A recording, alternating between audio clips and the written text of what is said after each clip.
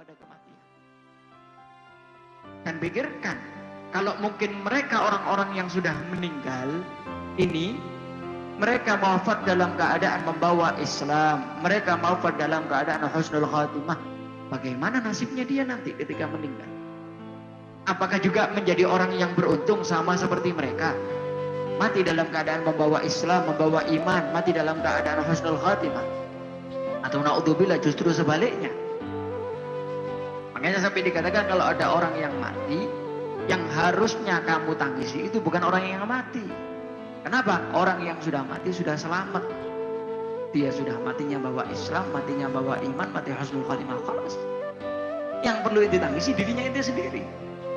Bagaimana nasibnya kita ketika kita mati, ketika kita wafat? Apakah juga sama? Akan menjadi orang yang beruntung seperti mereka? Nah, itu yang harusnya kita pikirkan. Nah, dengan pemikiran-pemikiran yang semacam itu, yang akhirnya memberikan bekas di dalam hati kita, ada rasa takut, ada ingat kepada Allah, ingat kepada kematian, sehingga bisa menjadi rem yang cakram di dalam membuat kita ini untuk tidak bermaksiat kepada Allah Subhanahu wa taala, untuk tidak menerjang larangan-larangan Allah Subhanahu wa taala. Kata sebagian para salaf,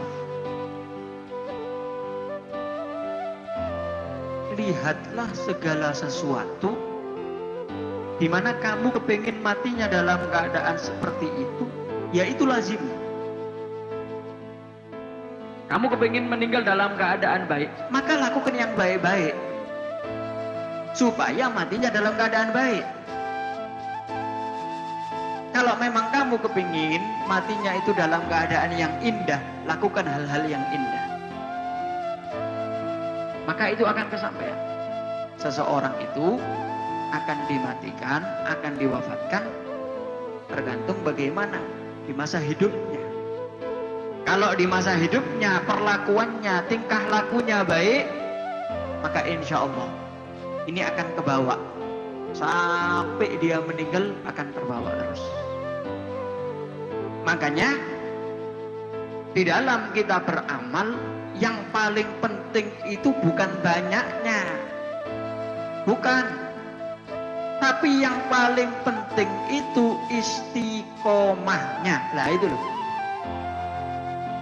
amal yang paling dicintai oleh Allah itu adalah yang paling langgeng, yang paling istiqomah, walaupun itu sedikit, walaupun sedikit, gak banyak, tapi terus istiqomah. Maka itu lebih disukai oleh Allah daripada banyak-banyak amal sekali selesai. Makanya kaget kalau dengar ceritanya mereka meninggal dalam keadaan sujud, mereka meninggal dalam keadaan begini. Karena itulah istiqomahnya mereka, dibawa sampai akhirnya mereka menghadap Allah Subhanahu wa taala. Jadi kalau memang kepingin matinya dalam keadaan yang kamu senang seperti itu, ya sudah, itu lakukan, lazim.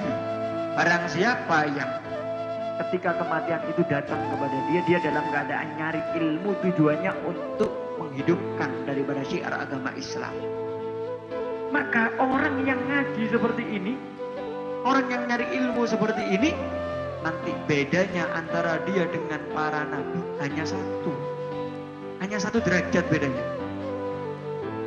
Darajah wahidah, hanya satu derajat bedanya antara dia dengan para nabi.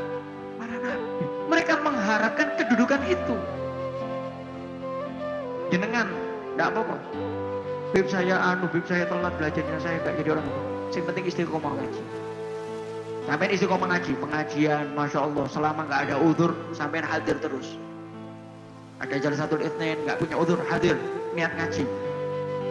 Maka suatu saat ketika ajal itu datang kepada kita, maka kita masih dicatat oleh Allah sebagai orang yang nyari ilmu dan akan mendapatkan derajat yang mulia ini tadi. Itu yang mereka harapkan. Makanya masih pintar ya apa tetap ngaji. Itu yang dilakukan oleh para ulama.